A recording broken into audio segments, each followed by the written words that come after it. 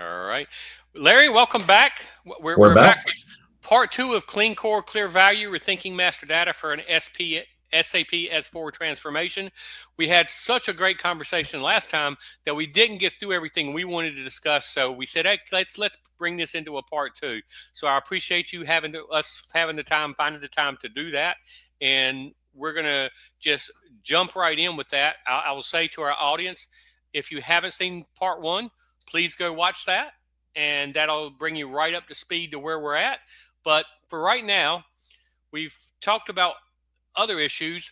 Let's talk about SAP's guidance in extend, don't modify. How does an MDM platform, do you think, help enterprises actually live up to that principle when dealing with complex hierarchies or business rules?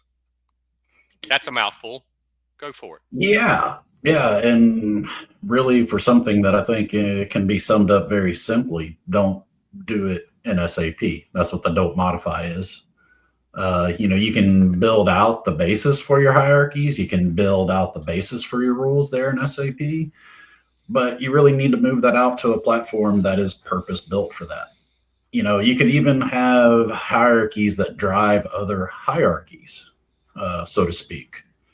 Um, Within SAP to a driven hierarchy that's maybe driving in a different database system you have out there. Like we're talking about GIS. What are some other examples, Randy? I know GIS is the one that's a hot topic for Yeah, me.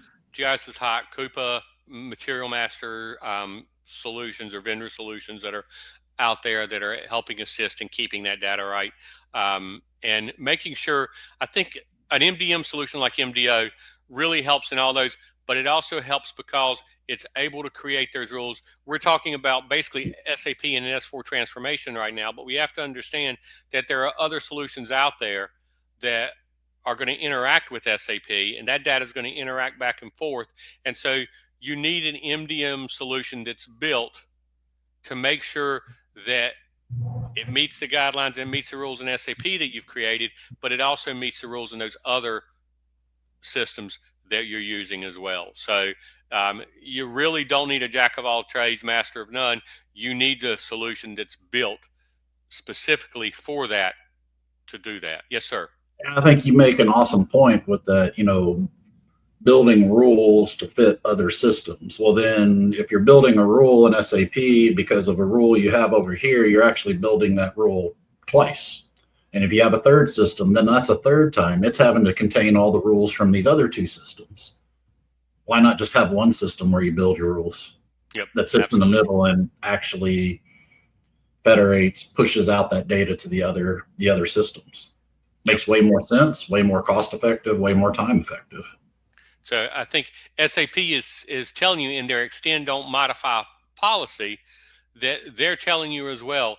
Use SAP for what's intended. Keep the core clean.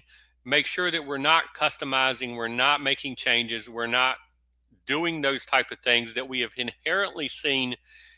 If we start today at day one, by the time we get out way out yonder 5, 6, 7 years from now and we're making changes, we have limited ourselves, we've handcuffed ourselves on what we can do because we've created these issues within SAP. We don't need to do that anymore. That they don't want you to do that anymore. They want to keep that clean core, and that's where a solution such an MDM solution such as MDO is going to be so powerful and so helpful. And heaven forbid that one of those other external systems changes, that time actually shows you that there was a different solution out there that you should switch to now, or Yes. just say GIS or something like that. And then when you have all these closely tied rules through multiple systems, then you wind up forcing yourself to stay with a suboptimal solution, and Yes. that's not good for anyone. And one of the things that we're going to go on to the next one here, one of the things that SAP has really done, in my opinion, that's been something that I can really applaud and say, great job, SAP. Really, this was something that I didn't even see coming at first, and now that it's grown into what it has, is really amazing. And that's BTP, the Business Technology Platform.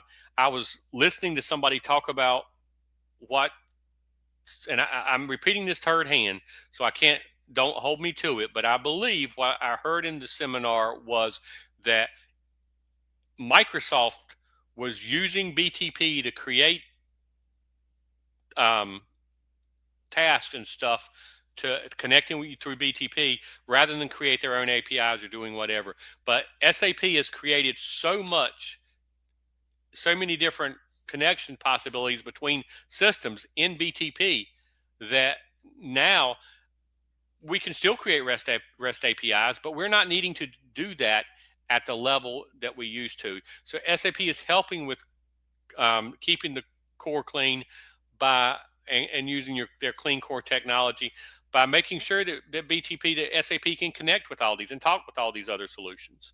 One of the things that, of course, we're at the forefront because we're an SAP partner, that we have to make sure that MDO connects with S4, ECC, I think all the way down to still to 4.6. So what do you think? What connects? What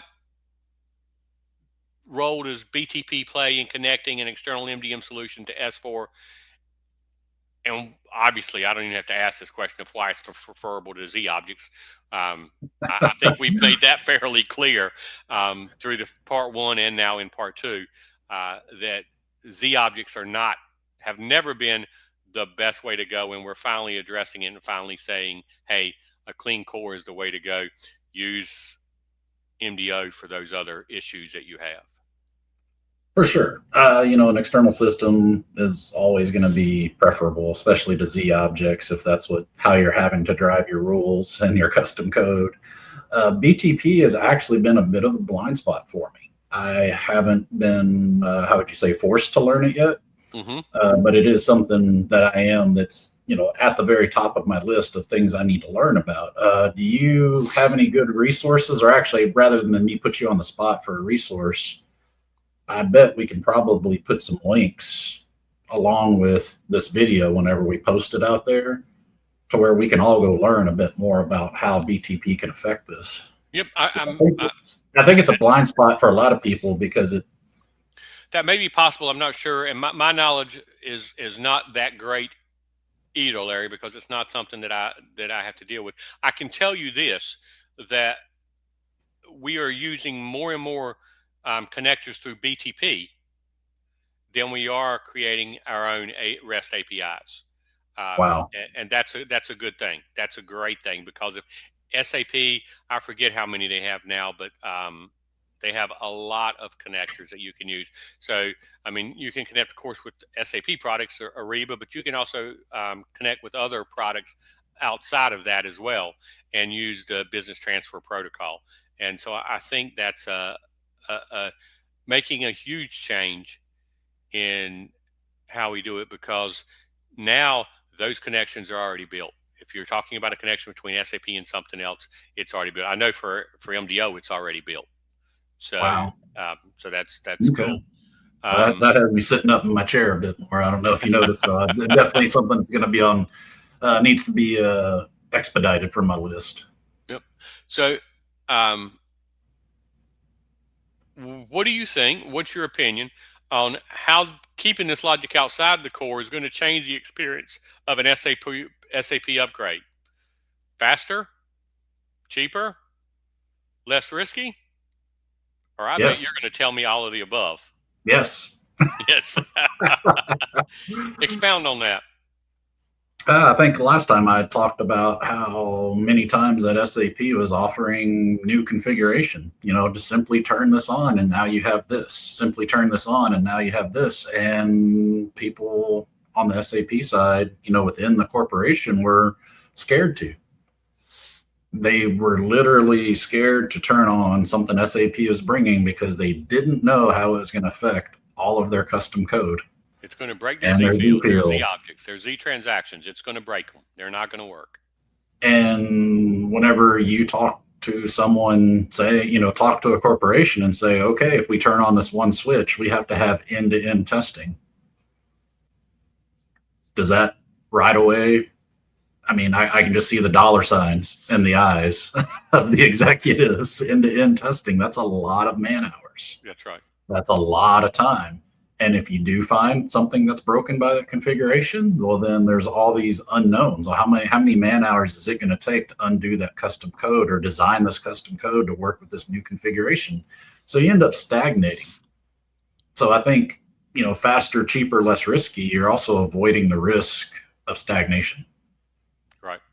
Well, because if you're scared to make that jump, or you can't make that jump without having to reconfigure all of your custom transactions or that type of thing, then you literally have handcuffed yourself into a situation where technology is jumping ahead 5-10 years, but you're not. You're stuck right where you're at because you've built a wall around yourself in customizations. Also, here again, I'm gonna refer to that third hand information that you were talking about. I was at an ASUG event, and one of the SAP folks there, from SAP corporate, they were there and they were talking about their new AI platform. All these agents that are out there and going to work within SAP, how awesome it's going to be. But of course, one of the people raised their hand and asked, okay, is this all completely rely on clean core? And his answer was absolutely yes. So at the same time, that stagnation may take you out of all of these new technologies that are coming our way just because you chose to go in and make a bunch of changes to the core of your ERP program. I don't think it's a great idea. Yep. Again, one of the things I love about MDO, we talk about the fact, I've said it before, I'll say it again, MDO is configurable. You don't have to customize it. So all of these updates, any updates that we have a feature flag that you can turn on for updates. Like the AI technology is changing. Boy, every quarter we're adding new stuff. So you're able to turn on those feature flags and check it without worrying that something you've configured is going to cause a problem. Yeah. And that's absolutely wonderful. And this, I think, in the last session, you talked about the zero copy world that's upon us. Yeah. That's going to be more important because when it's zero copy, you can't have a lot of unsurety out there in your data. Yep. And I think zero copy is going to be something that's going to be really great for all of us, because it means that you're not pulling data over and pushing data back. You're actually making changes to it right there where it's from. So whenever you do that, there's always going to be less risk. So I think that's a good thing. So if you had to make a business case in a CIO or an IT leader, let's say you've got a 5-minute coffee with them, maybe not. Let's say not even that. You've got 60 seconds down a hallway to explain to them why clean core and MDM should be treated as a combined strategy. You and I understand why it should be created as a combined strategy. We also understand why in an S4 implementation you need to be looking at clean core, and you need to be talking about an MDM strategy today. Is it too late after S4 is implemented? No, it's not. But again, we talked about how later is more expensive, earlier is better, and you get a better return on your investment.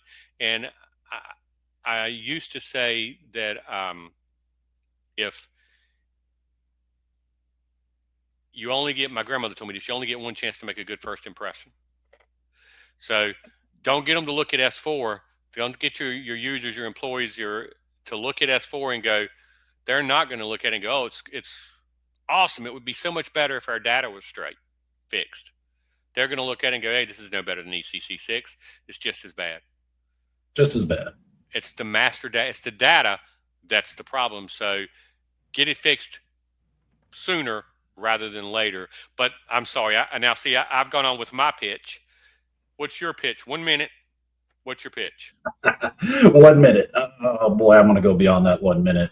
Okay. The primary thing I would say, if you truly only had that 1 minute, that elevator conversation, is why don't we pick the purpose-built tool for the job? Why are we, again, trying to modify something to be something that it's not? That's always more expensive. It limits your capabilities in the future. It limits your potential expansion to also manage that data for other systems and actually bring it all into one place. You lose your integration points. You lose so much by not treating it as a combined strategy.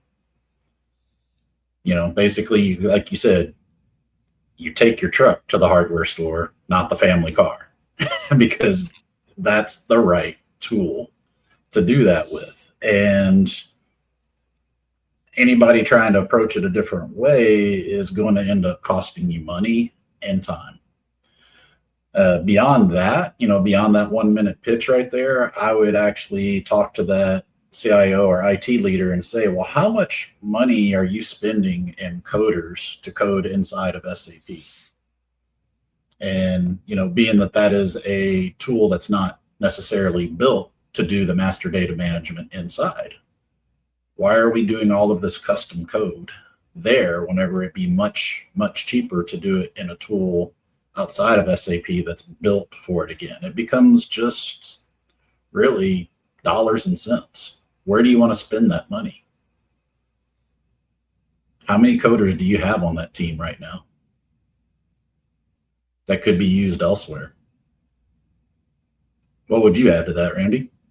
Yeah, I was just sitting here thinking about it, and I would probably, because we've been around together long enough to know that I use euphemisms. I talk about things outside of. I would say I would never ask my chef to fix my sink if it was leaking. So if I wouldn't do that, why would I ask another solution? I think that we're getting away from, and we should get away from, trying to have one thing do everything for everybody. And so it's important that when I would be talking to that person in senior leadership, to understand that the return on the investment is going to be there, but they need to make the choice to do it right now. Not only do it right now, but do it right now. So I think those would be the things, and I think we're doing well with that. And I think people are seeing it, especially with Perspective, where we've gotten more into thing to say, okay, we'll show you a demo. You want to see something a little more pointed? We'll do a POC, a proof of concept for you. You want to see something even more than that? Hey, we'll do a pilot for you if that's what you want. Where so many of our competitors are saying, no, we're not going to do that. We don't do that. We're willing to talk to you about it and show you that. So I think that kind of thing, and I would always ask anybody is no, show me live. Don't show me a video. Show me live. Show me how you can do stuff. And I think that's important. But I sort of got off track there, and that's okay. What are your closing thoughts, Larry? We've got just a few more minutes. What are your closing thoughts about Clean Core, and give me your last couple of minutes of thought. My seasoning has changed over time. Basically I thought Clean Core was, I would roll my eyes when I first started hearing about it. And because I saw what true Clean Core could be whenever there weren't supporting technologies out there. And now with the supporting technologies that we have, there's no question it's the way to go. It has really turned me around. Completely different thought process now, and it makes so much more sense today. Yep. If you're not using Clean Core, you're pushing problems down the road, and we've already determined that as you push problems down the road, they get bigger and bigger. It's just like a snowball. You start with a little teeny one, and you start rolling it down that hill, and it gets bigger and bigger and bigger. So at some point, you're going to have to address it, and it's going to be a lot worse in the end than it would be if you just address it now. I think SAP has made a great decision to push the Clean Core philosophy, and I think that we're going to reap the rewards down the road if we move to that. Randy, you sounded a lot like my doctor there. Let's go to the Clean Core. right now because it's going to get worse in the future. Okay, Oh, I think and we'll on call that it note, quits on that one, Larry. Absolutely. Larry, thanks for your time. We really appreciate it. We'll look forward to talking to you again soon. all right, take care. Always Yep. enjoyable, Randy. Yep. Thanks, everyone. Bye.